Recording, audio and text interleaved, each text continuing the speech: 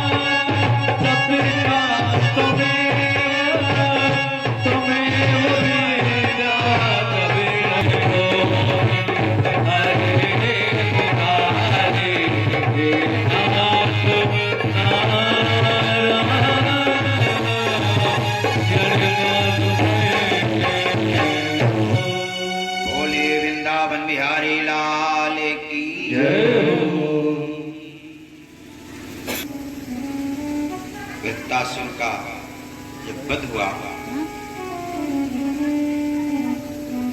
सुखदेव जी से परीक्षित ने कहा कि प्रभु वृत्तासुर तो एक राक्षस है, उसकी सारी प्रवृत्तियां राक्षसी है, पर उसका हृदय अत्यंत कोमल है। प्रभु उसको किस जन्म का ये गुण था, वो पूर्व जन्म में क्या था, मैं जानना चाहता हूँ। सुखदेव जी कहते हैं, हे राजन, एक वृत्तासुर पूर्व जन्म का चित्रकेतु नाम का राजा था, जिसके पास लाखों रानियां थी, पर एक भी संतान नहीं था। राजा बड़े ही इसको ले जाकर के चित्रकेतु ने अपनी बड़ी रानी को देते हैं। बड़ी रानी अंगिरा ऋषि का प्रसाद प्राप्त करके पुत्र रत्न को प्राप्त की, और पुत्र रत्न हो जाने से अन्य सभी रानियों में ईर्ष्या का भावना उत्पन्न हो गया कि राजा इन्हीं को प्रेम स्नेह करेंगे और हमारे तरफ देखेंगे भी नहीं। ऐसा सोच करके बाकी और रानियां उस बालक को विष देकर के मार डालती हैं। हृदय का ईर्षा इंसान को कितनी बड़ी पाप के घातक बना देता है कि तो नारायण ही बता सकते हैं। अब राजा और रानी मृतक शव, अपने पुत्र का मृतक शव लेकर के रुदन कर रहे हैं। उधर से नारद जी आते हैं। कस्मिन्न मन्नमयी महा पितरो मातरो भवन कर्म विब्रह्माण्यस्य देवातिर्यंगन्यो निसं। नारद जी ने कहा कि हे राजन, क्या बात है, आप इतना जोर से आप जो रुदन कर रहे हैं। चित्रकेतु महाराज कहते हैं कि भगवान मेरे पास एक ही संतान था, वो भी मृत्यु को प्राप्त हो गया। बड़े भाग्य से संतों का दर्शन होता है, जिसकी वजह से ये हमको पता है यदि आप चाह लेंगे तो मेरा पुत्र जीवित हो सकता है। नारद जी बहुत समझाए, राजा चित्रकेतु मान ही नहीं रहे। नारद जी ने कहा, अरे ठीक है, मैं आपके पुत्र को जीवित करता हूं। नारद जी ने मंत्र द्वारा मृतक शरीर को पुनः जीवित कर दिए। अरे बेटा, तेरे माता पिता ये आंसू बहा रहे हैं, इसका प्रविष्टि शेष आयु के रोक कर दे। वह मृतक शरीर जब उठ करके बैठता है तो पूछता है कि मेरे तो अनगिनत लाखों जन्म हो चुके हैं और हर जन्म में किसी न किसी शरीर का तो कोई माता पिता होता ही है, तो आप मेरे किस जन्म के माता पिता हैं, इसका परिचय बताइए। नारद जी ने कहा, राजन जल्दी से आप अपना परिचय बताइए, किस जन्म के माता पिता हैं।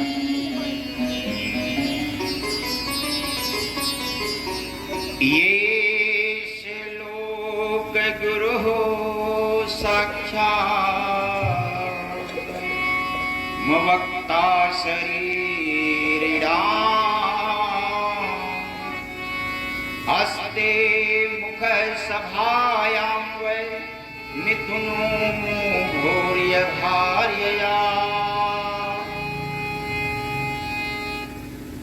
जब नारद जी के पूछे जाने पर नारद जी ने कहा कि राजन इसको परिचय बताइए। देव ऋषि के ऐसे कहने पर राजा महाराज चित्रकेतु को आत्मज्ञान का बोध हुआ कि मैं इसके लिए रो रहा हूं और ये मुझसे परिचय पूछ रहा, मुझको पहचान भी नहीं रहा। हे नारद जी, आप मुझे आज के वाणी, आपके वाणियों द्वारा मुझे नित्य बोध उत्पन्न हो गया है, मुझे कृपा करके सत्मार्ग की बात बताइए। इस प्रकार चित्रकेतु की अमंगल विलाप खत्म हुए। चित्रकेतु ने भगवान की अनुमति करके भ्रमण करते रहे। एक बार भगवान भोलेनाथ माँ पार्वती के साथ बैठ गए। पार्वती जी को अपनी गोद में बैठा करके सारे ऋषियों के समक्ष बातें कर रहे थे। विद्याधर का विमान उधर से गुजरा।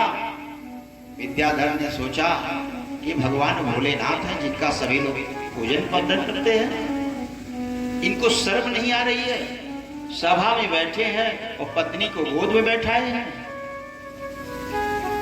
भगवान भोलेनाथ को हास विनोद करते हुए विद्याधर ने बड़ा अपमानित कर दिया। भोले बाबा तो हंसते रहे पर माता रुष्ट हो गई। प्रतिगृहाणामित तेय शापम, माता भगवती ने कहा, रे मूर्ख, तुझे अपनी विद्या पे इतना ज्ञान हो गया कि भगवान भोलेनाथ को अपमानित कर रहे हो, जाओ तुम राक्षस हो जाओ। विद्याधर ने चरणों में गिर करके प्रार्थना किया, हे मां, आपका श्राप मैं स्वीकार करता हूं, मैं विनती करता हूं आपका, इसलिए नहीं कि मेरे श्राप को खत्म कर दीजिए, मैं आपका श्राप स्वीकार करता हूं, पर मैया मुझे जो अनुचित लगा मैंने कहा। चित्त विद्याधर का स्तुति से मां भगवती प्रसन्न होती है, कहती है कि मेरा श्राप कभी मिथ्या नहीं होता है, तू तो राक्षस जरूर बनेगा, पर तेरे इस स्तुति के कारण तुझे भगवत भक्ति की प्रार्थना पड़ी रहेगी।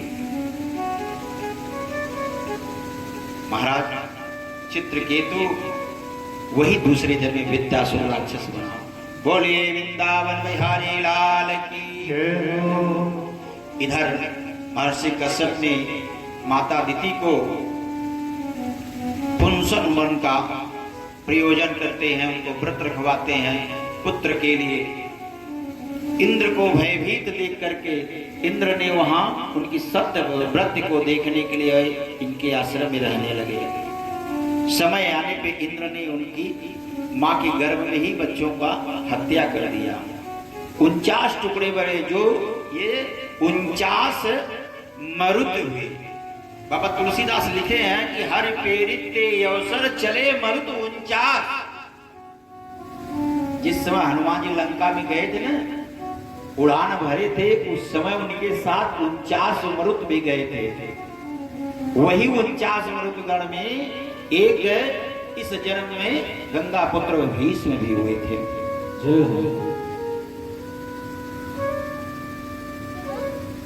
अब महाराज परीक्षित ने श्री सुखदेव जी से एक बड़ी ही सुंदर प्रश्न किया कि गुरुदेव, एक तो आप भगवान को समदर्शी कहते हैं, और जब भगवान लीला करते हैं तो भगवान के समासन समदर्शी एक पक्षपात एक तरफा करते हैं। परीक्षित जी ने सुखदेव जी ने कहा कि भगवान एक तरफा करते हैं, सदैव राक्षसों को मारते हैं और देवताओं का साथ देते हैं। क्या राक्षसों में कोई ऐसा नहीं था जिसका साथ ने भगवान दिया? महादेव सुखदेव जी मुनि ने मुस्कुराते हुए कहा कि राजन, आपने तो प्रश्न बहुत बढ़िया कर दिया। परीक्षित को भगवान ने कहा कि दुष्टों को कभी भगवान मिलते ही नहीं। और भगवान अगर किसी को मिलते हैं तो जो सरल हो, सज्जन हो, तो किसी को पीड़ा ना दे, किसी को पीड़ा ना दे, ऐसे व्यक्ति को परमात्मा मिलते हैं।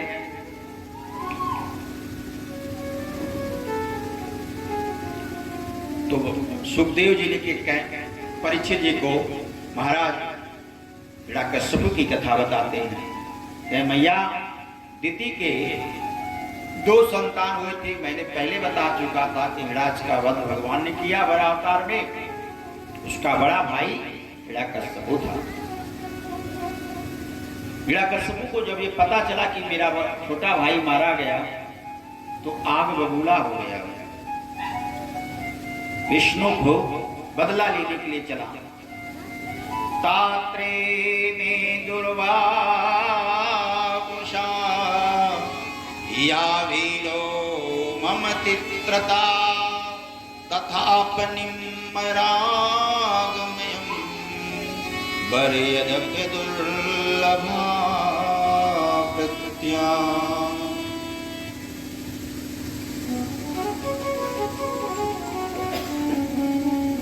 हिरण्यकश्यप ने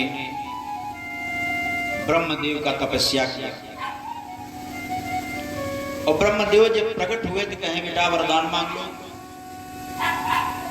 हिरण्यकश्यप ने कहा कि मुझे अमर कर दीजिए। तो ब्रह्मदेव ने कहा कि स्वयं मैं अमर नहीं हूं तो आपको अमर कहां कर सकता हूं। एक एक मनवंतर के एक एक मनु, एक एक मनवंतर के एक एक इंद्र है। 14 मनवंतर में एक इंद्र बदल जाते हैं।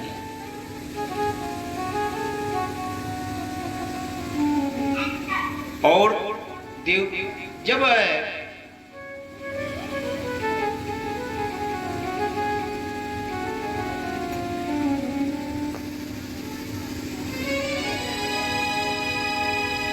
ये एक बहुत ही प्यारा शब्द है। मेरे भेद कुछ सुनियो, मेरी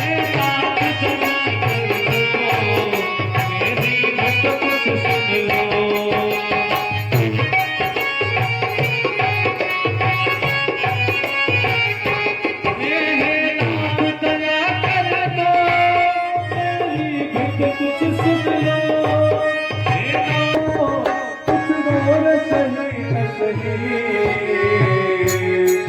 कुछ और सही सही तेरी ओर नजर कर।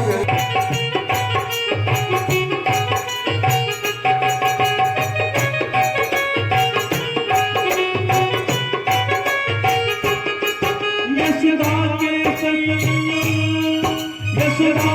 सैया हो, राधा के कन्हैया हो।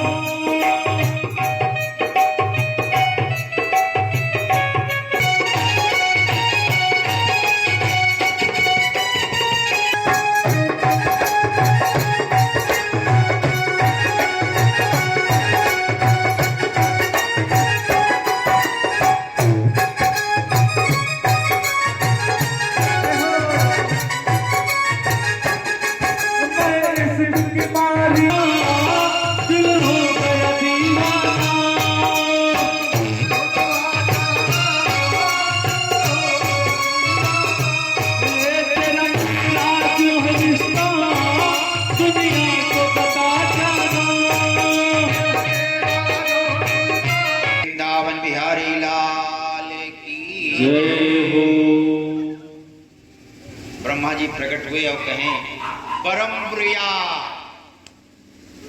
हे पुत्र, तुम्हारी तपस्या से मैं प्रसन्न हूं, आप वरदान मांगो। हिरण्यकश्यप ने मंदराचल पर्वत में तप किया था, हाथ जोड़ के ब्रह्मांड को प्रणाम किया और कहा कि प्रभु आप मुझे अमर कर दीजिए। ब्रह्मा ने कहा कि बेटा अमर तो मैं ही नहीं, तो आपको कहां से करूंगा। पर ये है और नहीं है, उतना ही तुम्हारा तपस्या भी आसान नहीं है। क्यों? एक वाल्मीकि जी को शरीर में दीमक लगा था, एक हिरण्यकश्यप के शरीर में दीमक लगा था, तब करते करते कोई और दूसरा वरदान मांग लो। अब तो लगा दी वरदानों की लड़ी। हिरण्यकश्यप ने कहा कि न भीतर मरूं, न बाहर मरूं, न ऊपर मरूं, न नीचे मरूं, न दिन में मरूं, न रात में मरूं, न अस्त्र से मरूं, न शस्त्र से मरूं, न मनुष्य से मरूं, न जानवर से मरूं, न आपकी बनाई हुई सृष्टि में किसी व्यक्ति से मरूं, न बरहो महीना में मरूं और न दिन में मरूं, न रात। भगवान ने कहा तथास्तु। जय हो। ब्रह्मा जी हिरण्यकश्यप को यदि चाहते तो वरदान नहीं देते, पर तपस्या का फल और प्रकृति का बनाया ये सिस्टम बिगड़ जाता। जो भगवान की भक्ति करता तो भगवान उसकी सुन लेते हैं। अब हिरण्यकश्यप हंसते हुए चला, मैं तो अमर हो गया।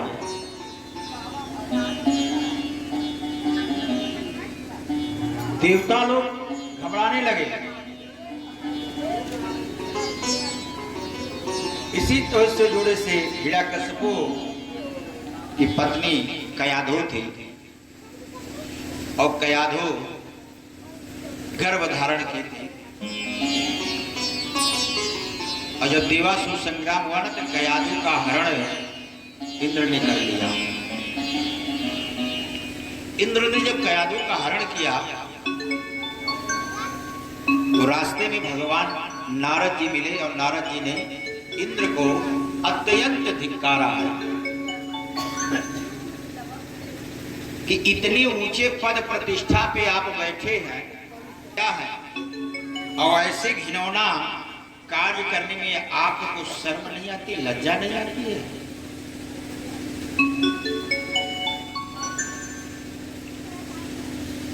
लज्जित होकर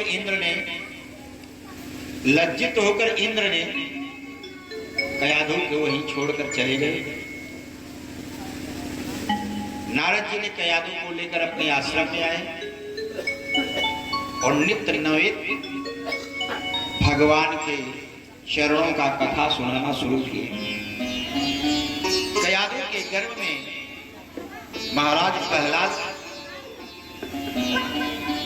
पल रहे थे और गर्भ में बैठ करके सारी कथा को श्रवण करके श्री हरि के चरणों का दास हो गए। प्रहलाद को टेढ़ी टांग वाला रोग लग गया था। भगवान देखिए, राम जी जब अवतरित हुए ना, एकदम सीधा, सौम्य, सरल, मर्यादित, मर्यादा पुरुषोत्तम थे। और भगवान की टेढ़ी टांग वाले खड़े हैं तो भी टेढ़े खड़े हैं। इस टेढ़ी टांग का भव रोग जिसको लग जाता है ना, उसको धन्वंतरी का इलाज ही काम करता है और कुछ नहीं। अब महाराज प्रहलाद को मां के गर्भ में ही परमात्मा की लय लग गई थी। समय आने पे कश्यपों के राजमहल में प्रहलाद का जन्म हुआ। कुछ दिन बीतने पे कश्यपों ने अमग्न जी के आश्रम में ले जाके प्रहलाद को शिक्षा के लिए भेजे और गुरुदेव को टाइट कर दिए कि गुरुजी इसको वही शिक्षा दीजिएगा जो हम बता रहे हैं, जो पुस्तक हम लिखे हैं। अदर सरकारी पुस्तक मत पढ़ाइएगा। गुरुदेव ने कहा जो आज्ञा आपके लिए। गुरुदेव कुछ पढ़ाते थे और प्रहलाद कुछ पढ़ता था। और गुरुदेव जब अपने ऑफिस में चले जाते थे तो प्रहलाद सभी बच्चों को बुलाकर एकत्रित करके कहता था, श्रीमन नारायण नारायण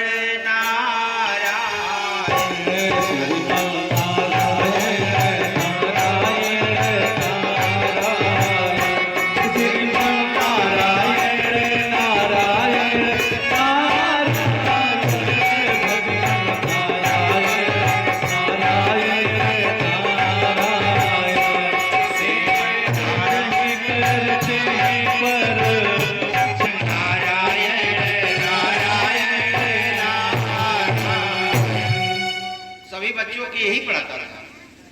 प्रहलाद जी ने यही पढ़ाया। और बच्चे सोचे कि जो गुरुदेव पढ़ा रहे हैं वो पढ़े, कि जो प्रहलाद पढ़ा रहे हैं वो पढ़े। गुरुदेव तो पढ़ाते हैं, प्रहलाद कोचिंग पढ़ा देते हैं। एक रोज हिरण्यकशिपु के हृदय में पुत्र मोह उत्पन्न हुआ तो विद्यालय में चला आया बेटे से भेंट करने के लिए। प्रहलाद ने साष्टांग प्रणाम किया पिताजी को। हिरण्यकशिपु, वाह मेरा बच्चा इतना अच्छा है। गोद में बैठा करके बेटे को सहला रहे हिरण्यकशिपु और सहला के पूछे, कहे बेटा पढ़ाई चल रही है? जी पिताजी। कहे कैसी? नामत्र प्रणम्ना प्रणितम सुतो वदत्येव त्वेन्द्र सात्रा नैशिकं तत्त्वराजतिष्ठ मनयो कलगार सिमानसा। हिरण्यकशिपु ने कहा, जरा हम को सुनाओ क्या पढ़े, गुरुदेव क्या पढ़ाए हैं? तो गुरुदेव को अब क्या पढ़ाए हैं पिताजी पूछ रहे हैं तो प्रहलाद जी को बताना पड़ा। तो प्रहलाद जी ने कहा कि पिताजी सुनिए जो हम पढ़ते हैं। हाँ सुनाइए। कहा, श्रीमन नारायण नारायण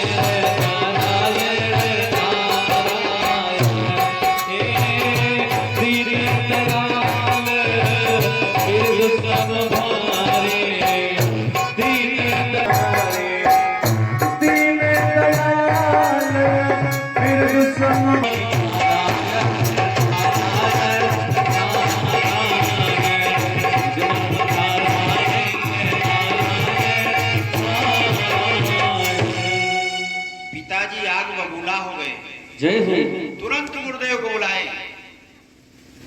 आप इनको क्या शिक्षा दे रहे हैं? मैं इनको अपनी पुस्तक दिया था ना। भाई सरकार कितनों अच्छी पुस्तक को सरकार बदल देगी, बदल जाएगी।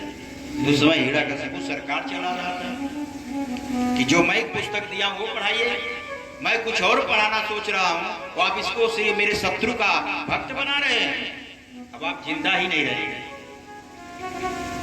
गुरुदेव तो विद्यालय छोड़ के भागने की तैयारी कर लिए कि भैया अब जान तो गई। कहें सरकार एक अवसर और दे दीजिए, दोबारा ये गलती नहीं होगी। हिरण्यकशिपु ने कहा ठीक है इसको समझाओ। जब हिरण्यकशिपु चले गए तो गुरुदेव पहला तो बोले, बेटा तुमको ये कौन पढ़ाता है? कोई और आता है क्या पढ़ाने के लिए?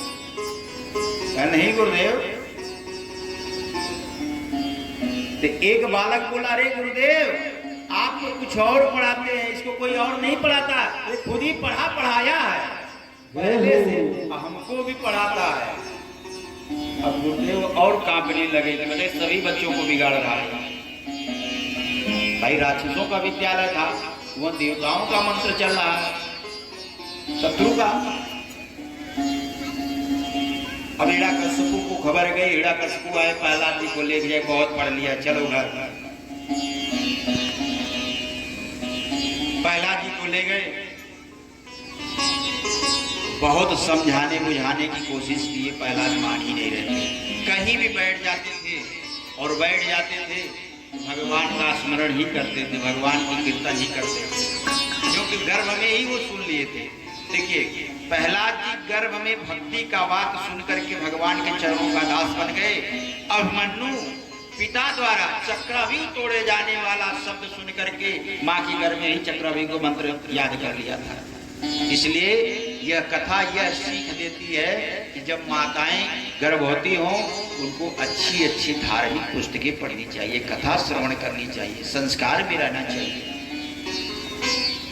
वह असर बालक पर पड़ता है, ये शास्त्र कहता है। अब प्रहलाद को हिरण्यकशिपु बहुत समझाया। एक रोज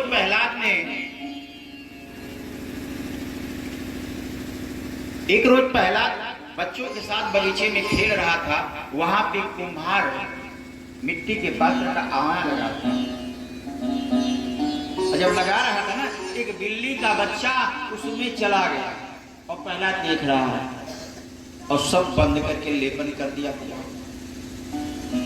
अब प्रहलाद छटा कि बच्चा तो सिर्फ चला गया, आग भी लगा दिया, बच्चा तो जल जाएगा, अब क्या करें। और प्रहलाद की भाषा को कुमार समझ नहीं रहा। भाई राजा के लड़के प्रहलाद थे, कहीं जाएंगे तो प्रोटोकॉल लगेगा तभी तो जाएंगे, जा भी नहीं सकते।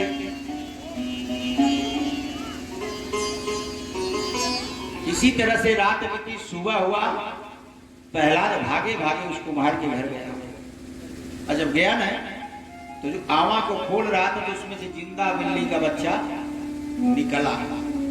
यह देख करके प्रहलाद को अत्यंत हर्षित भगवान के चरणों में नमन करते हुए कहा कि हमारे पिताजी पूरे इस समाज में यह कहते हैं कि मैं भगवान हूं, मेरी पूजा करो। तो पिताजी तो इनको बचाने आए नहीं, क्योंकि मेरे पास थे वो। इनको अगर कोई बचाया है इसका मतलब साक्षात नारायण है। इस बात को लेकर प्रहलाद के हृदय में और हर्षाभूत हो गया भगवान के प्रति। हर वक्त नारायण के नाम का कीर्तन करते थे। हिरण्यकशिपु को क्रोध आया और तलवार अभियान से खींच लिया, कहा इसको मार ही डालेंगे। जब हम अपने बच्चे पे कंट्रोल नहीं कर पाएंगे तो राज्य में क्या कंट्रोल। धीरे धीरे सभी लोग विष्णु भक्त हो जाएंगे हमारे शत्रु का। कया दो दौड़ी कहीं नाक, ये जैसा भी है आपका बालक है, इसका वध न करिए, इसको हम समझा देंगे। माता प्रहलाद को लेके चली जाती है, पर माता वे तो भगवान की भक्ति थी कि गुरु का उपदेश तत्व ज्ञान ले चुकी थी। देखिए सामाजिक के लोगों के पास अगर आप बैठेंगे तो दिनचर्या में क्या बताएंगे कि पड़ोसी क्या कर रहा है। लोग अपने दुख से परेशान नहीं, दूसरे के सुख से परेशान है। कैसे परेशान है? एक पंडित जी थे तो पंडितानी को अत्यंत क्रोध आया, झगड़ा करने लगी। भाई होना चाहिए, पति पत्नी में अधिकार होता है, हक होता है, होना भी चाहिए। क्यों? कि जब प्रेम ही प्रेम रहेगा तो परस्पर नहीं हो पाएगा। और जब एक नाराज हो जाएंगे, दूसरे जब एक रूठे रहेंगे और दूसरा उसको मनाएगा तो अतिशय प्रेम निकलता है। नाराजगी से ही प्रेम का अंकुर निकलता है। तो नाराजगी होना चाहिए। और पंडित जी कहाँ चले गए? जंगल में। और जब जंगल में चले गए तो सोचे कि यहीं पे बैठ के हम शांति से अपने प्रभु का ध्यान लगाएंगे। और वहां पे जो कुआं था उसमें वट वृक्ष था, उस वट वृक्ष पे एक प्रेत रहता था। और प्रेत देख रहा कि पंडित जी आ रहे हैं तो हमको मार ही डालेंगे, पंडित जी आ रहे हैं मुझको मार ही डालेंगे। जो संध्याशील ब्राह्मण होते हैं, दैवित्व ब्राह्मण होते हैं, अग्निहोत्री ब्राह्मण होते हैं, ऐसे ब्राह्मणों को प्रेत सब कुछ दिखता है। श्वान को भी दिखता है, श्वान को भी दिखता है। अब प्रेत कह रहा पंडित जी आ रहे हैं तो हमको मार ही डालेंगे। और पंडित जी को जब पता चला कि इसमें प्रेत रहता है तो कहते हैं घर से तो नाराज हो गया है तो ये तो जान ही मार डालेगा। दोनों एक दूसरे से डर रहे हैं।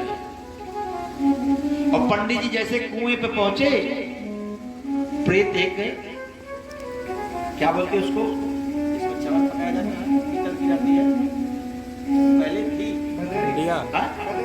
नहीं भैया, बटुली, वो लेके आया। और पंडित जी के चरणों में साष्टांग प्रणाम किया। पंडित जी कुछ निडर हुए कि भाई तू प्रणाम करना, मुझे मारेगा नहीं लग रहा, तो मैं अपना ही भवकाल बना लूं।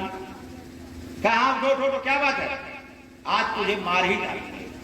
पंडित जी तब बोले आज तुझे मार डालेंगे। कहा बाबा मारना मत, इसके बदले में मैं आपको एक बटुली दे रहा हूं। कैसे क्या करेंगे? कहीं गाय के गोबर से लीप पोत करके ना, इससे सिर्फ इतना ही करिएगा, हे प्रेत की बटुली मुझे ये चीज प्रदान करो, तुरंत मिल जाएगा, कुछ भी मांग लेंगे मिल जाएगा, पर एक शर्त है। पंडित जी खुश हो रहे हैं, सबको कुछ करना ही नहीं पड़ेगा, भोजन भी दे देगी, पैसा भी दे देगी, सब कुछ दे देगी, ये तो बड़ी अच्छी चीज दे दिया हमको। पर शर्त क्या है? कहा जो आपको होगा ना, आपके पटीदार को दो हो जाएगा, आपको एक होगा उसको दो हो जाएगा। पंडित जी कही यही तो गड़बड़ है, ले चल रहे हम अपने जान को दाव पे लगा करके, अब तो बैठा बैठा पा जाएगा, फिलहाल चलो कुछ तो मिलेगा। अब पंडित जी गए घर पे, पंडितानी से कहा जी सुनती हो, देखो क्या लाए हैं। अब पंडितानी तो खुश होकर के ऐसे करे, ऐसे उछल रहे होंगे जैसे मेरे लिए 9 लाख हार लेके आए, ये बटुली लेकर घर में पड़ी थी, कम क्या कौन मांजेगा इसको।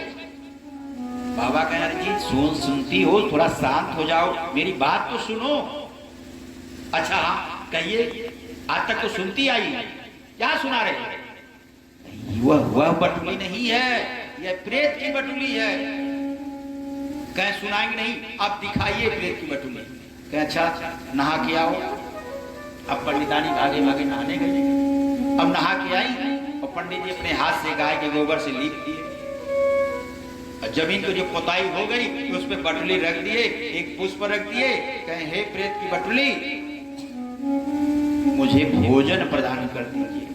वाह क्या दिव्य भोजन बन के प्रकट हो गया। पंडित जी पंडितानी खाने लगे, पटदार को 2 थाली हो गए। कहें देवी लेकिन सोच समझ के मांगना, इससे तुम्हें तो मिल ही जाएगा, लेकिन बगल वाले को 2 मिलेगा, डबल। अब पंडित जी कहे कि मेरे पास एक मकान हो जाए, उसको 2 हो गया। मेरे पास एक बेटा हो जाए, उसको 2 हो गया। मेरे पास एक गाड़ी हो जाए, उसके बाद 2 हो गया।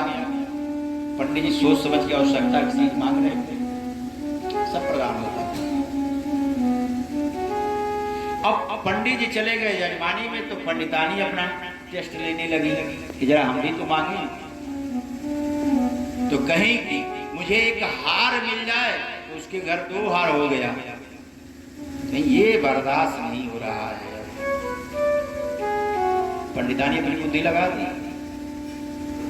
कहीं कि मेरे दरवाजे पे कुआं हो जाए तो उसका 2 हो गया। कहीं मेरी आंख एक फूट जाए, उसका दोनों फूट गई।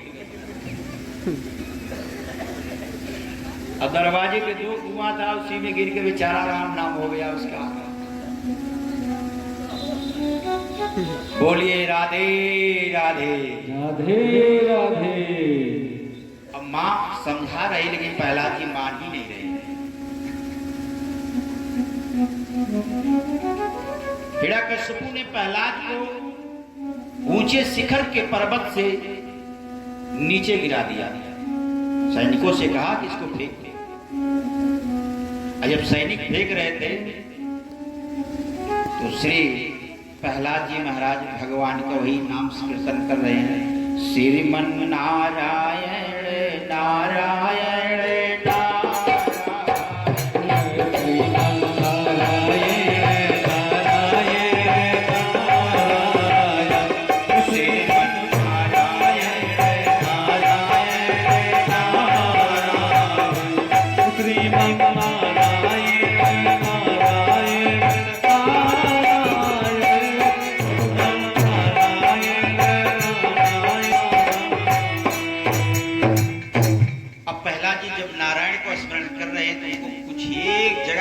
तक नहीं आई। और फिर प्रहलाद जी उठे, अपना कपड़ा अपना साफ किए, महल में फिर पहुंच गया। अच्छा तू वापस आ गया, इस बार छोड़ेंगे नहीं। तब तक हिरण्यकश्यप की बहन होलिका आ गई। भैया आप क्यों पुत्र का कलंक अपने सर पे ले रहे हैं मारने का, इसको तो हम ही निपटा देंगे। हाँ बहना, तुझे तो वरदान मिला है। कहे हाँ। अब प्रहलाद जी को अपने गोद में लेकर होलिका बैठ के अग्निदेव का स्मरण की। अब देखिए, होलिका को यह वरदान था कि अग्नि से जलेगी नहीं। और जब होलिका प्रहलाद को अपने गोद में लेके बैठी ने, तो अग्नि प्रज्वलित हुई, तो होलिका ही जल गई, प्रहलाद बच गए, क्योंकि वो भगवान का नाम कीर्तन कर रहे थे। हिरण्यकश्यप और अचंभित हो गए। हिरण्यकश्यप और अचंभित हो गए। कहे महाराज, ये तो शत्रु का असर होने लगा, अब क्या किया जाए। प्रहलाद मारने को दौड़ते हैं। कहे तेरे प्रभु तुझे आज कैसे बचाते हैं, देखते हैं कैसा है प्रभु। प्रभु तुम्हारे कैसे है और कहां पे है। तो प्रहलाद ने कहा कि पिताजी, कण कण में परमात्मा समाहित है। अगर एक कण भी है वो भी परमात्मा के ही अवतार है। हमें चलने के लिए परमात्मा अपने दाहिनी नेत्र को दे दिया, जिसको हम सूर्य नारायण कहते हैं। और रात्रि को, क्योंकि आज तो बिजली है ना, पहले बिजली नहीं रहती थी। राजाओं के घर में वो चलता था, मसाल क्या बोलते उसको जलाते थे, और बाकी लोग चंद्रमा की प्रकाश से प्रकाशित होते थे। शीतलता प्रदान करती थी। पंखा नहीं था, बाहर लोग सोते थे दरवाजे पे, और माताएं आंगन में, बड़े बड़े आंगन बनते थे ना, वो आंगन क्या है, ब्रह्मा जी का स्थान था। घरों में कोप भवन बनता था, और पूजा का घर किधर है, दूध का घर किधर है, हर चीज का स्थान होता था। ये वास्तु शास्त्र में इसका वर्णन है। सीढ़ी किधर होना चाहिए, रसोईया किधर होना चाहिए, स्वामी जो घर का मालिक उसको शयन किधर करना चाहिए, ये सब अकेला सब लिखा हुआ।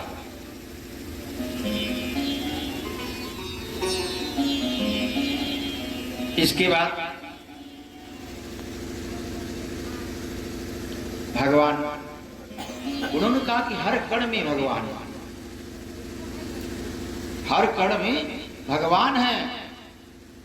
तो कहा क्या तेरे इस खंभे में भी भगवान है, जो लोहे का खंभा था।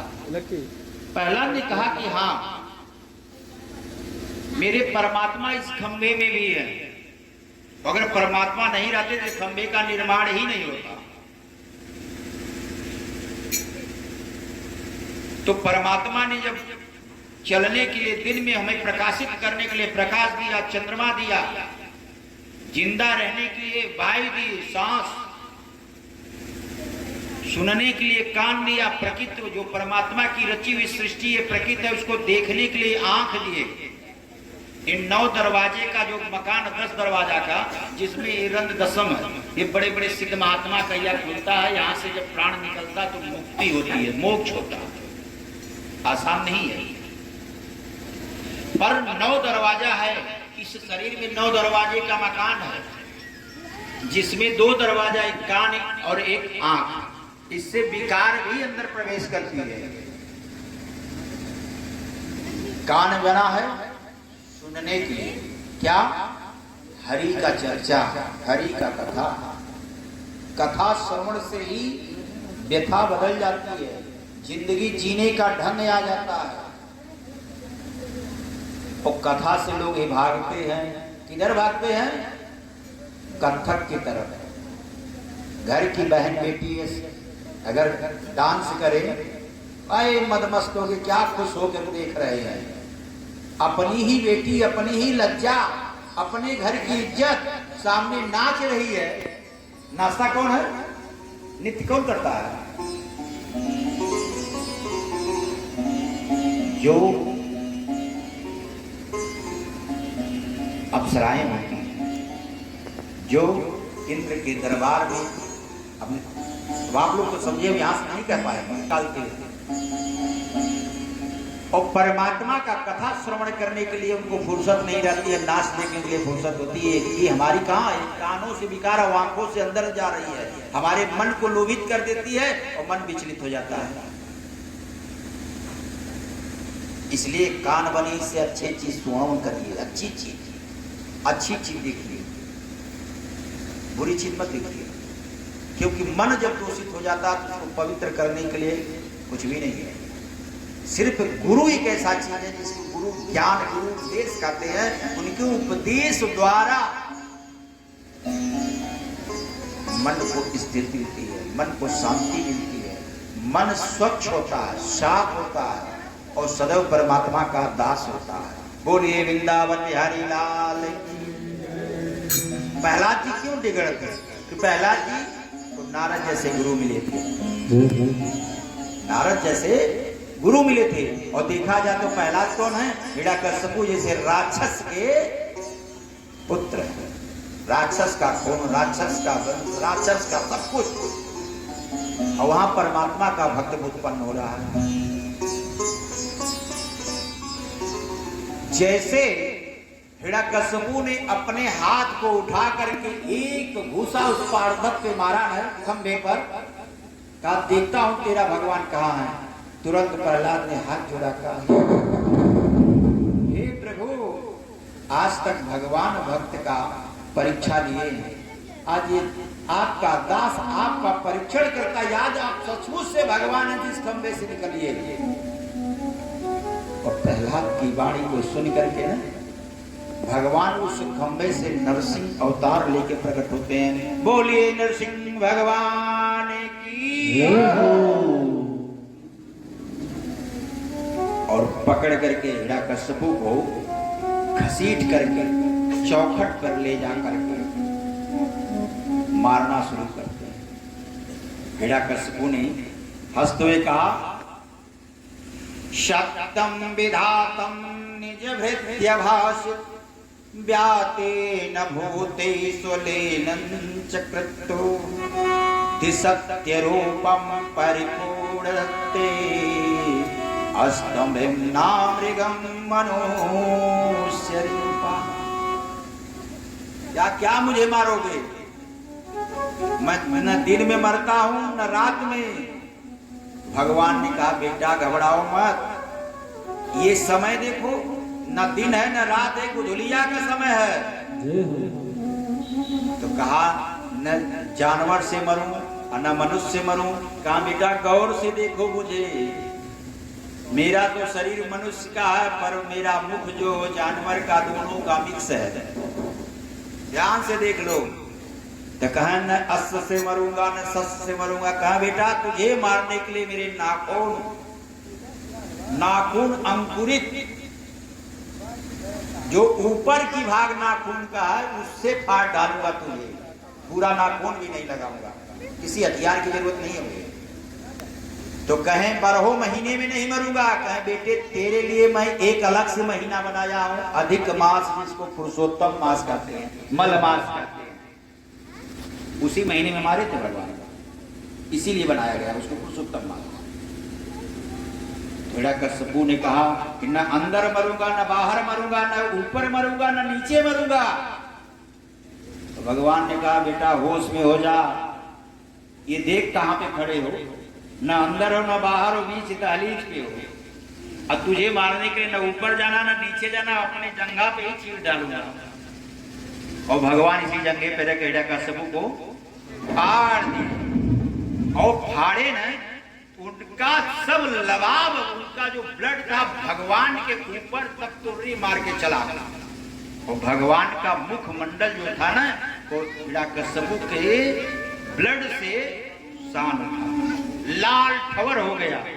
और भगवान क्या कर रहे हैं उसमें ऐसे ऐसे करके देख रहे हैं। तो लोग कह रहे हैं कि क्या देख रहे हैं, और हाथ डालकर उसकी अंतड़ी निकाल ली और निकाल करके ऐसे ऐसे करके परमात्मा उसकी अंतड़ी को देख रहे हैं, घुमा घुमा के घुमा घुमा के। और वहां पे समूचा सभी देवता उपस्थित थे, शिव भी थे, ब्रह्मा भी थे, लक्ष्मी भी थी, समस्त देवता भी थे, समस्त साधु सन्यासी सब लोग आ गए थे। और हिरण्यकश्यप के घर के वाले तो थे ही। सब लोग यही सोच रहे हैं कि भगवान तो इसको मार दिए, अब इसकी आंख में देखो क्या देख रहे हैं, क्या खोज रहे हैं ऐसे ऐसे करके। और भगवान सोच रहे हैं कि अरे ये वही आंख है, न जाने ये राक्षस क्या खाया उस दिन जिस दिन इससे रुधिर बना, और यही आंख उसको पाचन की, इसका रुधिर बना, मक्जा बना, वीर बना, और जिससे प्रहलाद की उत्पन्न हुई। मेरा एक भक्त किस चीज से उत्पन्न हुआ, क्या खाया था, वही आंख में देख रहे हैं। और जब नहीं मिला तो परमात्मा उसके आंतड़ी को अपने शरीर में धारण करके पहन लिए माला की तरह, कि वो उस वस्त्र को ये पाचन की है। देखिए जब भगवान पहन लिए ना, हुंकार मार रहे हैं नरसिंह भगवान। तो ब्रह्मदेव ने हाथ जोड़ के कहा, प्रभु आपकी कृपा से ये सब पूर्ण हुआ, अब लीला को, अपने क्रोध को शांत करिए। और ब्रह्मदेव को जो टेढ़ी निगाह से भगवान ने देखा रहे, ब्रह्मदेव खड़े हो गए वहां जाकर के। आशीर्वाद देने चलते हो और देने वक्त देखते नहीं हो क्या दे रहे हैं, और दोबारा किसी का ऐसा दिया ना तो फिर सोच लेना। अब भोले बाबा चले, ब्रह्मदेव कह रहे हैं प्रभु आप ही जाइए, आपके तो इष्ट देवता हैं, आप इनके इष्ट देवता हैं, जाइए मनाइए इनको, नहीं तो अनर्थ हो जाएगा। भोले बाबा गए। अब भोले बाबा के जब हुंकार भरे तो ये भी अपनी डमरू मुरु लेके पीछे हो गए। भैया बात क्या है, इनका क्रोध शांति ही नहीं हो रहा। तो ब्रह्मा ने लक्ष्मी से कहा कि देवी पति कितना हो क्रोधी हो जाए और पत्नी चाहेगी तो वो उसको मना ही नहीं। आप इनकी धर्म पत्नी चाहिए मनाइए, नहीं तो अनर्थ हो जाएगा। अब लक्ष्मी जी चलती हैं तो पैरों का जो पावजनी वो बजता है, ये बजना भी चाहिए माताओं का, इससे वास्तु दोष खत्म होता है।